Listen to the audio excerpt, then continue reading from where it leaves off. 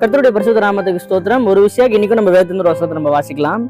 நீதிமொழிகள் 23:18. நிச்சயமாகவே முடிவு உண்டு, உன் நம்பிக்கை வீண் போகாது. இந்த வசனத்தை கேட்கும் போது அநேக பேருக்கு ஒரு புன்னகை வரும், அநேக பேருக்குள்ள ஒரு உற்சாகம் வரும். ஏன் அப்படின்னா, நிச்சயமாகவே முடிவு உண்டு, உன் நம்பிக்கை வீண் போகாதுன்னு ஆண்டவர் சொல்லியிருக்காரு. இன்னைக்கு ஒருவேளை நிறைய காரியத்தை குறிச்சு ஒருவேளை நீங்க ஒரு கவலையோடு இருக்கலாம். ஐயோ, எனக்கு இந்த பண பிரச்சனை இருக்கு, எனக்கு எப்பதான் இந்த பணம் கிடைக்கும், இல்ல எனக்கு எப்போ இந்த திருமண வாழ்க்கை அமையும், இல்ல எனக்கு எப்போ எனக்கு குழந்தை பிறக்கும், இல்ல எனக்கு எப்போ நான் நினைச்ச ஒரு அச்சீவ்மெண்ட் நான் எப்போ நான் சாதிப்பேன் அப்படின்னு சொல்லிட்டு ஒருவேளை நீங்க இன்னைக்கு புலம்பிக் கொண்டு இருக்கலாம். ஒருவேளை கவலைக்கிடமான ஒரு நிலைமையில இருக்கலாம். ஆனா ஆண்டவர் சொல்றாரு, நிச்சயமாகவே முடிவு உண்டு, உன் நம்பிக்கை வீண் போகாது. ஆண்டவரோட சித்தமும் நீங்க நினைக்கிற அந்த நினைப்பும் ஆண்டவருக்கு பிரியமானதா இருந்தா கண்டிப்பாவே நீங்க நினைக்கிறது எல்லாமே ஆண்டவர் கண்டிப்பா அதை முடிச்சு காட்டுவாரு. உங்க நம்பிக்கை அவர் வீணடிக்கவே மாட்டாரு.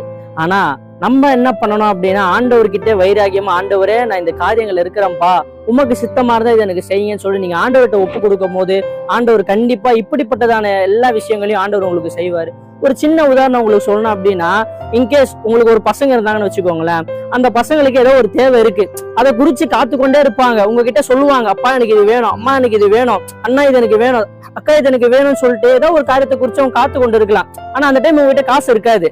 ஆனா அவங்க வெயிட் பண்ணும்போது நீங்க ஒரு வார்த்தை சொல்லுவீங்கல்ல, வெயிட் பண்ணுப்பா, கண்டிப்பா நான் வாங்கி தரேன், கண்டிப்பா நான் பண்றேன். அதே மாதிரிதாங்க ஆண்டவரும். நீங்க வெயிட் பண்ணும் போது ஆண்டவர் அதுக்கேற்ற பலனை கண்டிப்பா உங்க வாழ்க்கையில செய்வாரு. அதனால எதை பத்தி நீங்க கவலைப்படாதீங்க. அதுக்கப்புறம் அந்த சிறு பிள்ளைக்கு அது கிடைக்கும் பாத்தீங்களா, அந்த தம்பி தங்கச்சி கிடைக்கும்ல, அது கிடைக்கும் போது அவங்களுக்குள்ள இருக்கிற சந்தோஷம் பாத்தீங்கன்னா எக்ஸ்ட்ரீம் லெவலா இருக்கும்.